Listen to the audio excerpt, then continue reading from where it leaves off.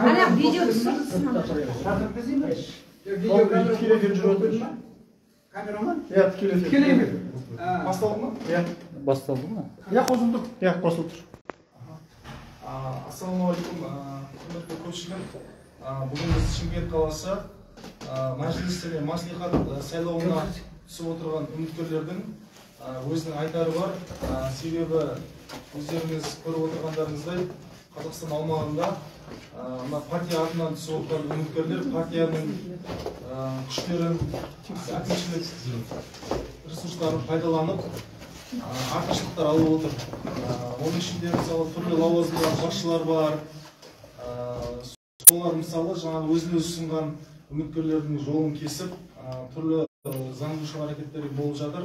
Осы мәселе бойынша Шымкент қаласының өзін-өзі ұсынған үміткерлер, осы бір топ үміткерлер бас қосып отырмыз. Оның ішінде екі мәжіліске түсіп отырған ағаларымыз бар. Қалған азаматтар осы мәслихатқа түсіп отыр, қалалық және облыстық, аудандық деңгейде. Сондықтан осы мәселеге байланысты жиналып отырмыз. Ал енді құрметті қатысушылар, өздеріңіз жиналыс тәртібімен сөздеріңізді бастай беріңіздер. Кім сөйлейді? Мен сөйлеймін. Ассалаумағалейкум, құрметті ағайын. Мен Өмір Шыныбекұлы, мәжіліс депутаттығына кандидатпын. Мамандығым мұғалім, корреспондент мектебінде сабақ беремін. Мен енді сайлауалды науқанымды бастап жүрмін, өзіме насихат емес, әріптестерімді әділ, таза сайлау өткізуге шақырдым бастаған әңгімені. Өздеріңіз білесіздер, мұғалімдерді кінәлап жатқандар өте көп, елдің болашағын ұрлады деп. Мен жалпы 2020 жылы қаңтар айында Айманбеттің қабылдауында болғанда айтқан едім. Анау 20 күн бұрын педагог мәртебесі туралы заң қабылданды ғой. Соған бір бап енгізейік. Дауыс ұрлаған педагогқа жаза қолданып тұрған. Өкінішке қарай ол өтпей қалды. Сондықтан егер мен көріп отқан мұғалімдер болса, педагогтар атымызды арашылап алуға үлкен мүмкіндік туып тұр. Осы сайлауды пайдаланып, барынша әділ өткізуге тырысайық. Ал енді тағы мен көтеріп жүрген тағы бір мәселем, мынау билікте бір партияның монополиясына жол бермеу. Бірнеше партия өтіп, пропорционалдық деген сол, қайсысы көп дауыс алса, соларда депутат көп болады. Сондықтан бір партияға дауыс бере бермей шашыратып беріңіздер. Сонда дауыстар бөлінеді, ана жердегі үміткерлерде, депутаттарда сан түрлі көзқарастағы депутаттар жиналады. Жалпы мынау бізде бір теріс түсінік қалыптасқан, әлгі парламентте төбелесіп отқандарға күлетін. Негізі төбелес парламентте болу керек. Заңның әр пұшын қабылданатын депутаттар төбелесу керек. Әр өтір нүктеге төбелесу керек. Сонда алаңда төбелес болмайды. Сонда демократия орнайды. Мен халықты соған шақырамын. Ең бастысы осы сайлауды әділ өткізейік. Көріп қазір қауіп бар, мысалы, егер сайлау әділетсіз болса, соған халық көшеге шығып кету қаупі бар. Бізге ондайдың қажет емес сөзін ашық. Көрдіңіздер ғой, қанша мектеп тұратын машиналар өртеніп кетті. Былтыр қаңтарда көрдік, мен ішім ашылды. Қанша мектеп, қанша балабақша салуға болатын еді сонша машинаға. Алардың қасында 50 шақты машинаны көрдіңіздер. Сондықтан сондайға жол бермейік. Ол үшін жаңағы сайлау әділ, таза өтуі керек. Рахмет. Ал келесі сөз екінші мәжіліс кандидатына үміткер, депутаттығына үміткер Жандәулет Шакибаев. Саламатсыздар, құрметті көрермендер. Қазақстан Республикасы парламент мәжілісінің депутаттығына кандидат Шакибаев Жандәулет Келесұлы. Қазақстан Республикасы сайлау туралы Конституциялық заңының 27 бабы 5 бөлімінде мемлекеттік органдардың лауазымды адамдары болып табылатын кандидаттарға өзінің лауазымдық немесе қызмет жағдайының артықшылықтарын пайдалануға тыйым салынады деп көрсетілген. Алайда нөмірі 26 сайлау округінен парламент мәжілісі депутаттығына кандидат Сайрам ауданының әкімі Сәдібеков Уласбек Сәдібекұлы өзінің қызметтік мансабын асыра пайдаланып отырып, басқа кандидаттарға мүмкіндік бермей, Сайрам ауданы бойынша теңдей кандидаттардың фото суреттерін жарнамалауға арналған билбордтарға өз суреттерін ілгізіп қойған. Осы бойынша Қазақстан Республикасының бас прокуроры Берік Асиловқа шағым жолданды.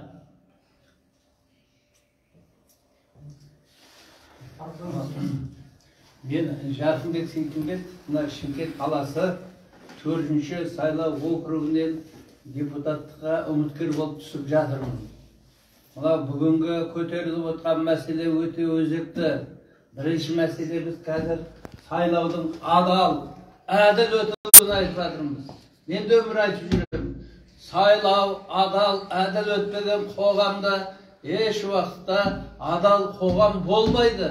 Біз адал қоғам құру үшін бірінші сайлауды адал, әділ өткізуден бастауымыз керек. Адал қоғамда ғана қазақ бақытты өмір сүреді, ұрпағымыз бақытты болады. Соны бәріне ескертіп қояйық. Мынау жоғарыдағы біздің әкімшіліктер, басқа да әкімшілікке қарасты ұйымдар осы уақытқа дейін сайлауды қалай өткізіп келгенін білеміз. Ол қайталанбасын. Қаншалықты біз қазір Тоқаевты сынасақ та, қазір бізге сондай мүмкіндік берді. Әділетті Қазақстан құрайық деп, бір мандатты округтан қалаға да, ауданға да, парламентке де түсуге мүмкіндік берді. Сол мүмкіндікті пайдаланып, халыққа да айтарым, айналайын халық, сен осы уақытқа дейін депутат сайламағасын. Мен де соның бірімін, сайлаған емеспіз. Депутат сенің, халық сенің билік органға жіберген өкілің, ол өкілің адал, әділ, турашыл, шыншыл болу керек. Сол үшін сондай үміткерлерді таңдап сайлап алыңдар. Сонда ғана халық сенің мерейің өседі. Қазір былайша айтқанда халықты адам демей қалды ешкім. Ол сайлауға халық келе ма, келмей ма, осы уақытта жұмысы жоқ. Кім өтетін алдын Нұр Отан тізіммен белгілеп қоятын, әкімдер белгілеп қояды, басқалар белгілеп, сол адам өтетін, ол халықтың сайлаған өтпейтін. Халық бұл жолы тек қана халықтың даусына жүгініп өту керек сайлау. Халық сайлау керек, сонда ғана сайлау болады. Мен осыны талап етемін. Сайлау әділ өтсін, адал өтсін. Мынау қала әкімдеріне де, Нұр Отанға да айтарым осы. Ешқандай әкімшілік ресурстарды пайдаланбаңдар, абыройларыңды жоғалтпаңдар. Тек қана сайлауды адыл өткізейік. Бәріңе ақ жол тілеймін. Келесі сөз кім сөйлейді? Жасбек аға. Рахмет. Бірінші осы үміткерлерге сәттілік тілейміз. Жаңа алдағы азаматтар айтып жатыр ғой, ел президентіміз жақсы бастап отыр бұл тірлікке. Жаңа біз мұғалімдерді кінәлап келдік дедік қой, бірақ мұғалімдердің бәрін кінәлау болмайды. Оның ішінде 7 адам комиссияның мүшесі солар. Биылғы жылы байқап отырғаным, мен барлық өзіме тиесілі сайлау учаскелерін бәрін аралап шықтым. Ондағы қазір мұғалімдерге, жаңа комиссия мүшелеріне негізі қысым жасалып жатқан жоқ. Еркін біз таза өткіземіз деп жатыр, ол білім басқармасына көзімізше тапсырма берді, әділ өткізуге. Әкімшіліктен қысым болып жатқан жоқ, тапсырма беріліп жатқан жоқ. Бірақ тәртіпті бұзып жатқан үміткерлер, баяғы сарымен депутат болған азаматтар, бай мағлұматтар әлі де сол сайлаушыларды сатып алуды қолға алып жатыр. Бүгін мен өзім Шымкент қаласында Гагарин көшесімен Алматыдан өтетін трассаның бойында мәмтиханаға обедке кірейік деп сөйтіп жабып, ішінде тамақ беріп жатыр сайлаушыларға. Ауылдың билері, ақсақалдарын жинап алды. Біздің осы әр ауылда билер бар да, солардың мен таңғаламын. Сол ел сайлап, би деп қойғаннан кейін сол халықты, сол елді солардың берген бір тәлелік палауына немесе бір тәлелік мантысыне олар сатып жіберетін қазіргі билерді көріп көңілім қалады. Біз мысалы, мен осы халыққа бір пайдамыз тисе түсіп жатырмыз. Бірақ бізді ойлап жатқан халық, сол елдің жаңа сенімді билері, жаңа сол елдің азаматтары ойлап жатқан жоқ сияқты, көзіміз жетіп отыр қазір. Жаңа сайлаудан әбден халық күдер үзген. Сол депутаттар қайта түсіп отыр қазір. халық барғысы келмейді. Мысалы қазіргі сайлау комиссиясының ең уайымы сайлаушылардың келуі дейді. Сайлаушылар күдірізде бұдан бәрібір өтіп пәленше аманат өткізеді, аманаттың адамдарын өткізеді деген ойдан арыла алмай отыр. Сондықтан бәрімізді аралауға бел шешіп, әрбір үйге, әрбір естен еске дейді ғой бір программа. Bir үйді қалдырмай содан аралап жүрміз қазір.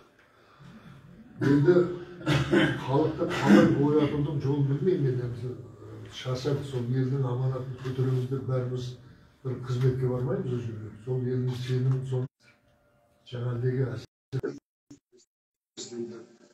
сатып аламыз. Соларды тыйса, бірінші солар қойса, елдің жаңағыдегі келе жатқан азаматтардың әділетсіз сайлаушыдан өтеміз халықта. Халық соны оянса, бұрынғы сайлаудан бұл сайлау өзгеше болу керек қой, президент берген. Сол енді қайттан елді бүлдіріп алмау керек те, сайлау өткізіп деп, аманат өткіземіз деп, басқа бір бизнестерді өткіземіз деп, ел тағы бөлініп кетуі мүмкін. Содан сақтамай. Келесі сөз. Мен есімім Вячеслав, Ордабасы ауданы, Бадам ауылының нөмір 2 сайлау округінен отандық мәслихат. Айтарым сол, сайлау айында таза өту керек, қысымсыз өту керек, қысым жасалмау керек. Тәуелсіз кандидаттар. Содан кейін жаңа сөйлер айтқан енді мысалы бір мәслихатта жүретін кезде айтады. Мысалы шай таратпайсың ба, завар таратпайсың ба, анандай таратпайсың ба дейді. Ондай болса қайып дауыс береміз деген сияқты әңгіме айтады. Ондай бір кәсіпкер келеді, бай кәсіпкер келеді деймін да. Сол сендерге ұнын да әпереді, нанын да әпереді, соны алып, соны сайлап отыр деймін. Тағы да отырамыз содан кейін. Осылар күнге келдік қой, 30 жыл солардың кесірінен. Дамыған жоқпыз, алға жылжыған жоқпыз. Біз шығарып жатқан бір нәрсеміз жоқ та, жетістігіміз жоқ шыны керек. Міне сондайлардың кесірінен біз сондай қателіктерге бой беріп болғанынан біз дамымаймыз да. Мен бара жатырмын, елге, халыққа қызмет етемін. Мен жеймін, байимын, сол жерден тендер алайын деп бара жатқан жоқпын да. Мен ниетім шынайы болып тұрды, халыққа қызмет етейін, сол орынға барып айқайлайын, тартысайын аналарымен деп бара жатырмын. Соны халық түсінсе, соны халық түсініп, кімді сайлау керек, кімді сайламау керек екенін халықтың өзі түсініп білсе екен деймін да. Ажырата білсе аға жігіт. Айтарым, сайлау әділ өтсін, таза өтсін, халықтың өзі де ойланып, ой түйіп, дұрыс депутатты таңдай білсін. Өздеріңіз таныстырып кезегіңіз. Гүлманат Байзақова, Төле би ауданы, Леңгір қаласының тұрғынымын. Номер 16-шы сайлау округі бойынша Леңгір қаласында жатырмын. Аудандық мәслихаттың депутатына үміткермін. Енді осы депутаттыққа неге қызығасың деген көп сұрақтар болды. Мен өзім Жемқорлықсыз Қазақстан газетінің меншікті тілшісі болдым. Қоғамда белсенді азаматтың Төле би ауданында. Сонда сіздің осы депутаттықтан гөрі журналистикалық мықтырақ қойып неге түсіватсыз деген кезде мен бірақ сол сұрақ қойған адамдарға бірақ деген жауап бердім. Медицинасы жоқ ауылдар бар дедім. Мүлдем ауылда коронавирус уақытында медицинасы жоқ ауылдар бар. Медицинасы жоқ ауылдар тұрғанда бізге мәдениет ошақтары не қажеті бар, этноауылдың не қажеті бар, бізге рухани жаңғыру парктің не қажеті бар. 384 миллионға бөлінді қаржы, сол қаржыны жеп кетті. Қазір күні бүгін сотылып отырсам, күресіп жатырмыз сонымен. Онда не қажеті бар бізге сол 384 миллионға біз 3 ауылға медицинасы беруге болады. Мәслихатта отырған, аудандық мәслихатта отырып, сіздер неге осыны көтермейсіздер? Біздердің ауылдарымыз 2025 жыл соғылады екен. 2025 жылға дейін біздің ауылдың адамдары Шымкент қаласына номер 7-ші поликлиникаға емделеді. Арасы 70 шақырым. Одан кейін ауылда мектеп жоқ. Қаратөбе Жанжихалар оқиды. Неге соны етін ауылға қанша 67 миллион ақша бөлдіңіздер? Неге соны сыйға істеп бермеске деген сұрақ көтерді. Одан кейін Қостөбе деген ауыл бар. Қанар Қостөбе деген ауылда 93 миллион ақшаны көпірдің ақшасын жеп кетті. Ол бойынша да соттасып жеңдік, мемлекетке 45 миллион ақшаны құйдырдық. Жеңдік біз халық, ауылдың тұрғындарымен бірге жеңдік. Сонда осы үміткерлікке тапсырып жатқан кезде Каратөбе ауылдық округтың қариялары мен жолықтым. Қоймай шақырды, бардым. Қызым, айналайын, осы көпір сен кетіп қалсаң бітпей қалатын болды ғой деп. Жоқ, неге бітпей қалады? Мен басқа жаққа кетіп жатқан жоқпын, бұны бітіруге біз атсалысамыз. Жаңа Қазақстанды бірге қалыптастырамыз деген біраз не болды. Сонымен Леңгір қаласына өзім бел болдым түсуге. Қазіргі бүгінгі күнде менің қарсыластарым деймін ғой енді. Бірі Леңгір қаласындағы су мекемесінің бастығы, екіншісі Леңгір қаласындағы тазалық мекемесінің бастығы. Күні кеше жаңа ағам айтып кетті ғой, сатып алу басқа болып жатыр деп. Үйлердің есіктерін қойып беру, домофон қойып беру, цемент құйып беру, трубасын ауыстырып беру, дворына не қылып беру, ондай өте ондайлар үгіт насихаттар жүріп жатыр. Енді жүре берсін, одан мен ешқандай не қылмаймын. Сайлау, егер халыққа біз қажет болсақ, халық өзі таңдау керек. Біз егер керек болатын болсақ деген сөзбен мен қойдым. Тағы бір несі, біз 5 рет ілдік қазір өзіміздің сайлауалды үміткердің парағын. Жазып алып тастайды. Деп қоямыз, жазып алып тастайды. Демек, бұл жерде бір адамның ескі көксеген ойы бар деп ойлаймын. Бұл бойынша да біраз ренжістік, кеше ағаймен де сөйлестік, ағай сөйтіп жатыр, жүзіп тастап жатыр, қағаздарын естиміз деп. Жоқ, біз енді соңына дейін барамыз, шешінген судан тайынбас дейді. Соңына дейін барамыз деп бел болдық. Әділетті жаңа Қазақстанды бірге қалыптастыруға өзіміздің үлесімізді қосуымыз керек. Жаңа ағай айтпақшы, парламентте заңды құратын кезде төбелес деген парламентте болу керек деп айтып отыр ғой. Парламенттің төбелесінен бөлек, аудандық бюджетті қаржыны бөлген кезде де төбелес болу керек. Неге сен оған бөліп жатсың қаржыны? Бізде мынандай нәрселер ақсап тұрған кезде деген төбелес болу керек бізде. Мысалы, мен ауданның 90% экономикалық жағдайын білемін. Барлық ауылды танимын. Барлық ауылдың жағдайын білемін. Әлеуметтік жағдайын да білемін. Себебі аудандағы мейірімді аналар, яғни бізде жағдайы аз қамтылған көпбалалы отбасылардың барлығын бір топқа құрап, жаңағыдай өздерінің арнайы қажетті көмектерін көрсету үшін бізде арнайы чат бар. Сол жерде біз жазып отырамыз жаңалықтың бәрін.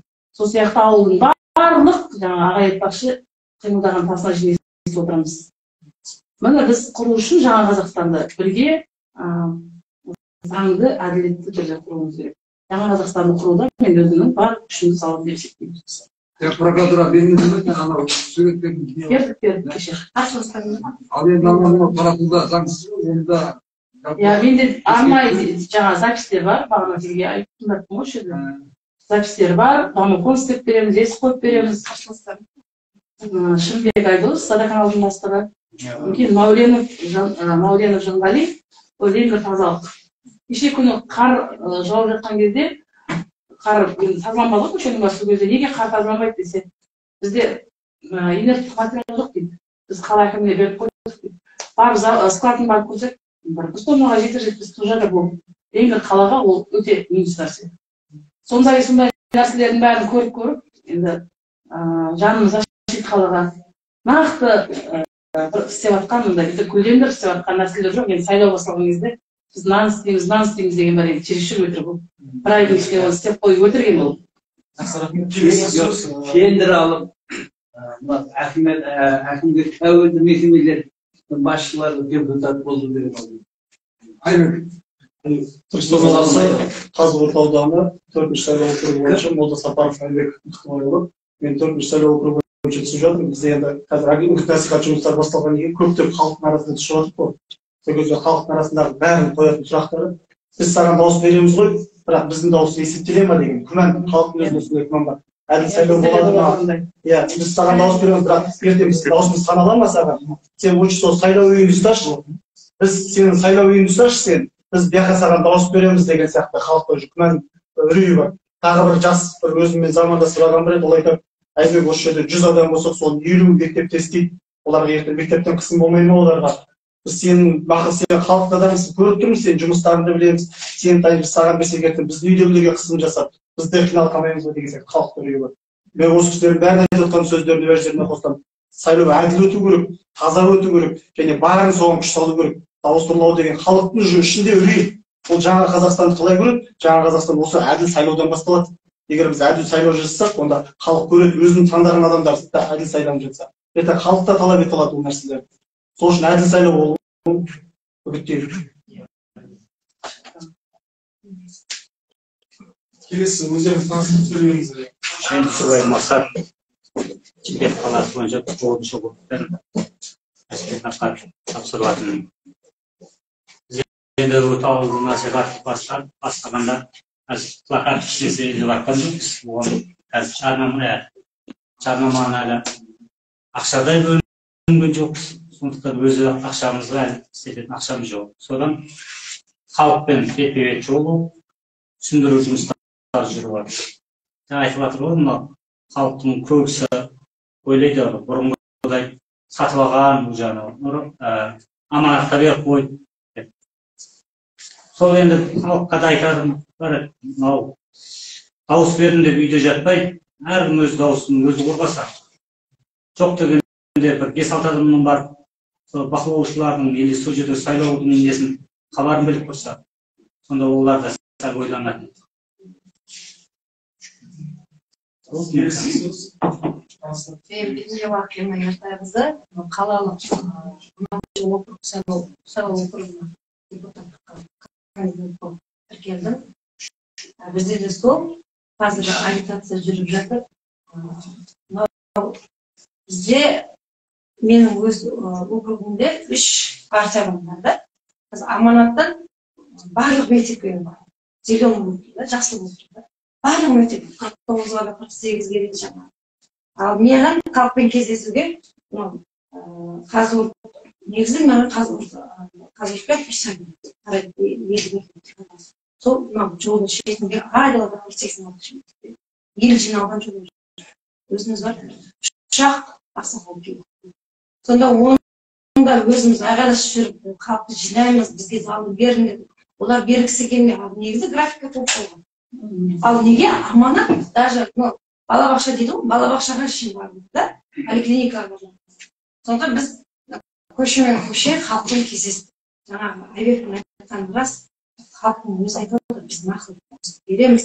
Ана жақта істеп көріңіз дейді. Халықтың өзі сол. Сондықтан мынау сайлау комиссиялар мүшелеріне айтамын, сайлау әділетсін. Келесі сөз, келесі кандидат. Кезегіне сөйлейсіз бе? Кандидаттар бар ма?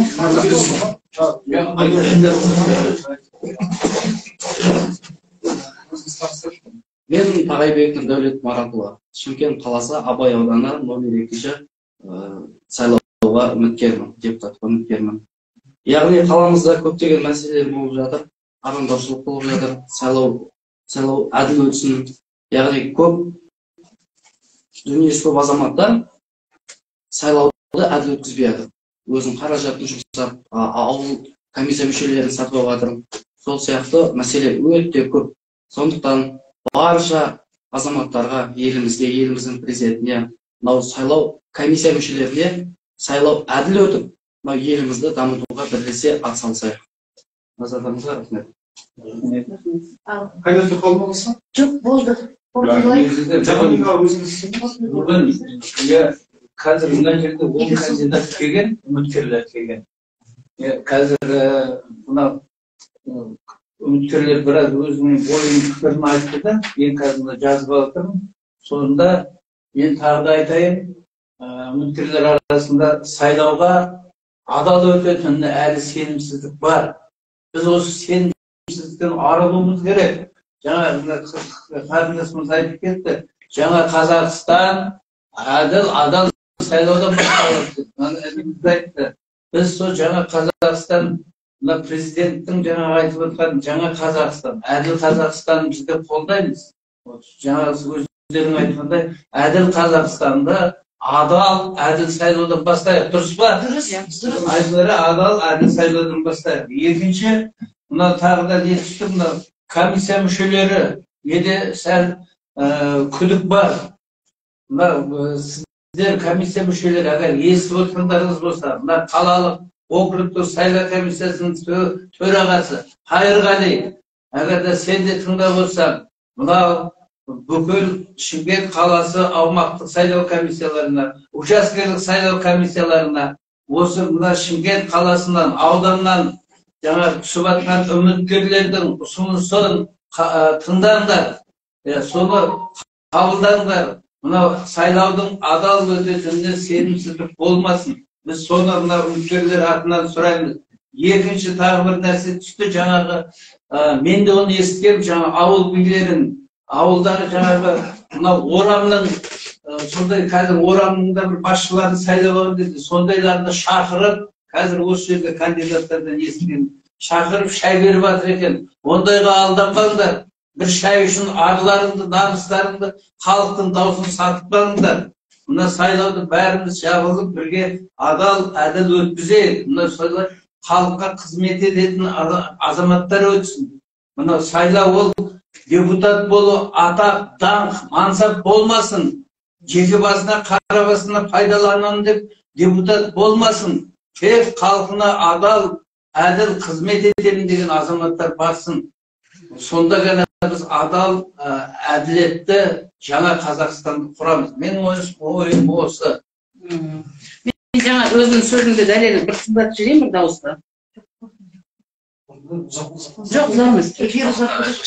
Мен мына бетон құйып бермеймін. Уәде бермеймін бетон құйып беруге.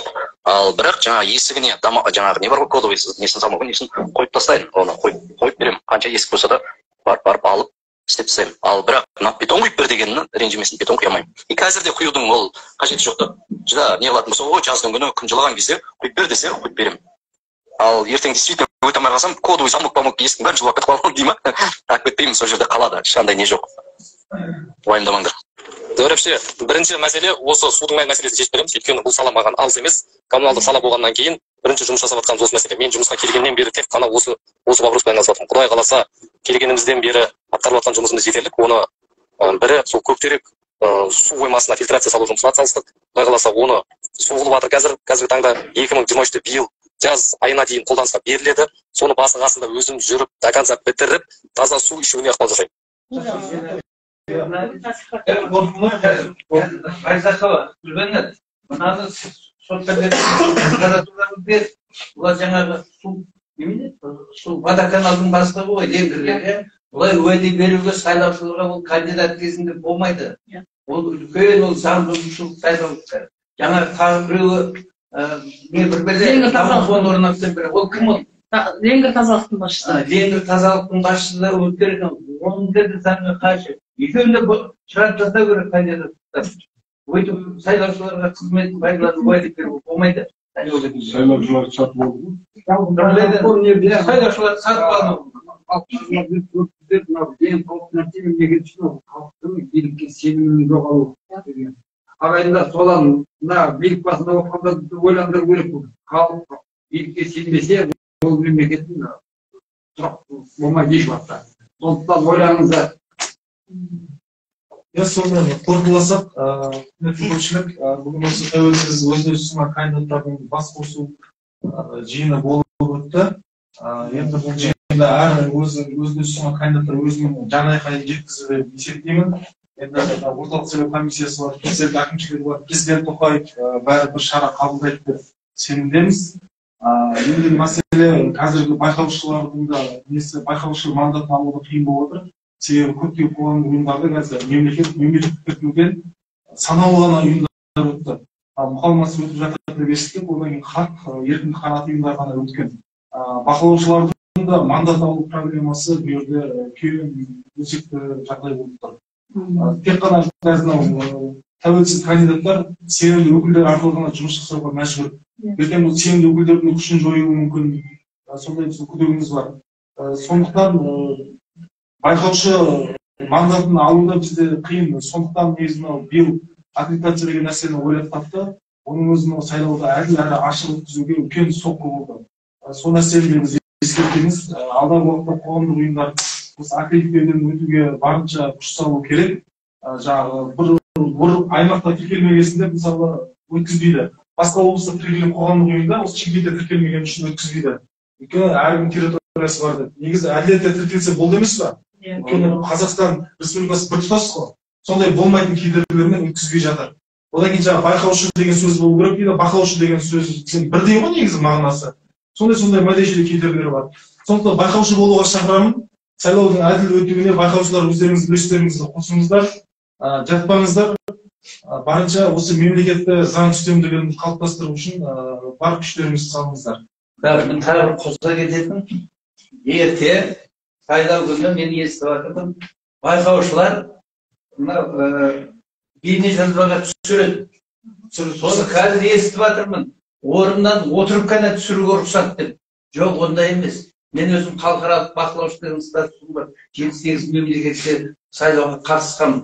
Біз сондай сайлауға жетуіміз керек, әділ Қазақстан үшін. Бақылаушылар орыннан тұрып, жүріп, камераға түсіруге құқы бар. Ертең мен соны көресіздер. Мен оны естідім, кеше маған біреу айтты. Сондай түсіруге құқы бар деп орында отырып деді. Ол дұрыс емес. Ертең айқай шу болады.